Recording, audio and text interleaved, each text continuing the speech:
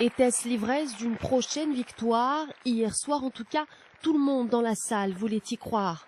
Pourtant, les élections ne sont pas gagnées et pour la présidente du Conseil général d'Indre-et-Loire, il ne faut pas se laisser bercer par des sondages favorables, mais bien aller voter. Et pour Marisol Touraine, tous les votes sont utiles. La question à laquelle nous devons répondre, c'est de savoir si nous voulons le changement le 6 mai ou si nous voulons continuer avec la politique de Nicolas Sarkozy. Et pour cela, il faut faire en sorte que le soir du 22 avril, l'élan soit donné au seul candidat de gauche qui est à même de porter les couleurs de la gauche dans le second tour, c'est-à-dire François Hollande. Mais à gauche, il y a un autre candidat qui pourrait bien avoir suffisamment de poids si François Hollande était élu président de la République.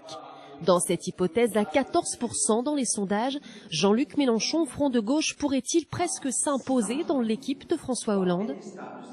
François Hollande, depuis le début, a toujours laissé la porte ouverte et a toujours dit que sur la base d'engagement sérieux, sur la base d'engagement clair et responsable, tout était possible et que, indubitablement, historiquement, on est amené à travailler ensemble et j'ai pas de doute sur le fait qu'on y arrivera. Enfin, à ce stade de la campagne présidentielle, les questions se posent autour du couple franco-allemand.